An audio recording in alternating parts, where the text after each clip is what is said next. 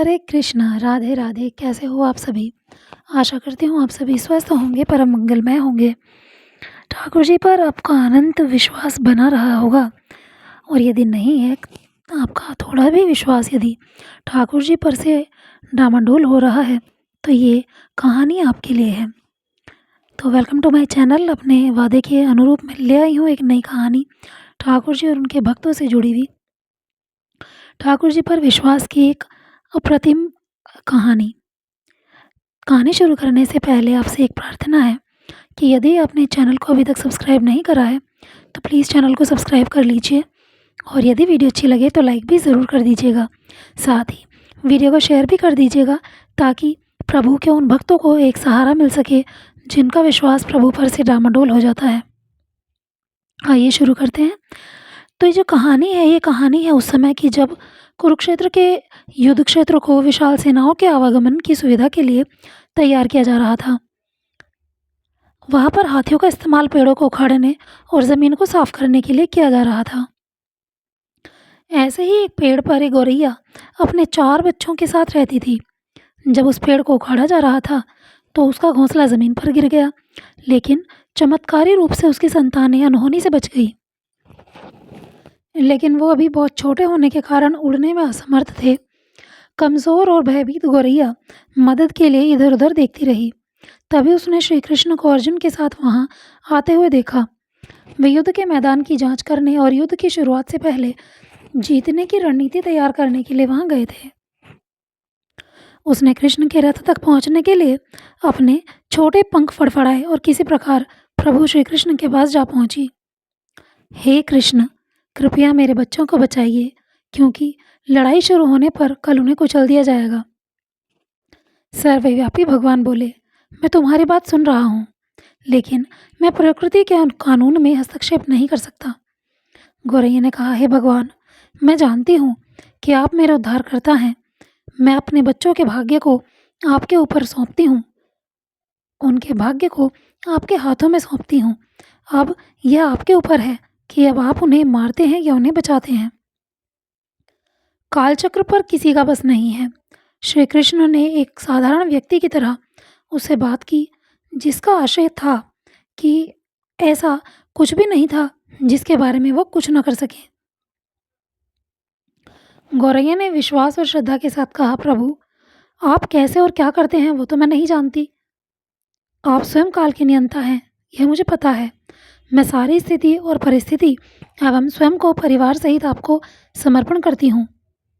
तब भगवान बोले, अपने घोंसले में 3 सप्ताह के लिए भोजन का संग्रह करो।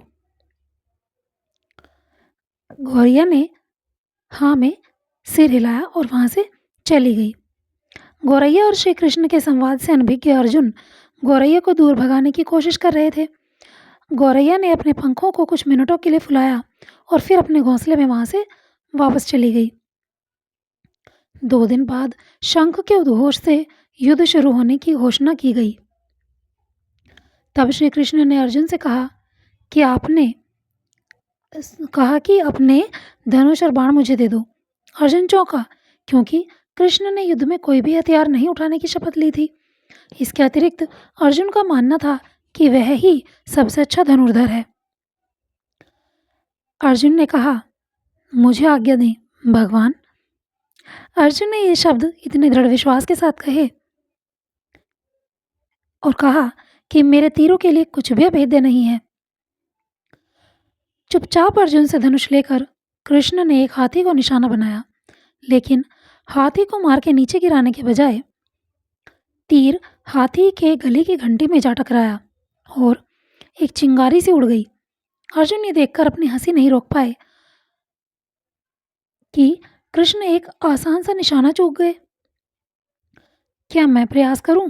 उसने स्वयं को प्रस्तुत किया।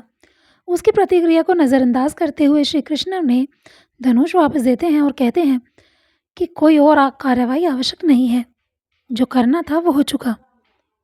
लेकिन केशव, आपने हाथी को तीर क्यों मारा? अर्जुन ने पूछा।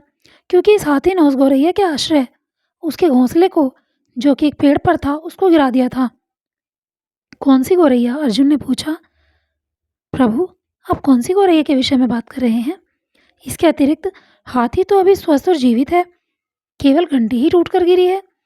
अर्जुन के सवालों को खारिज करते हुए श्री कृष्ण ने उसे शंख फूंकने का निर्देश दिया। युद्ध शुरू हुआ। अगले 18 दिनों में कई जानें चली गईं। अंत में पांडवों की जीत हुई।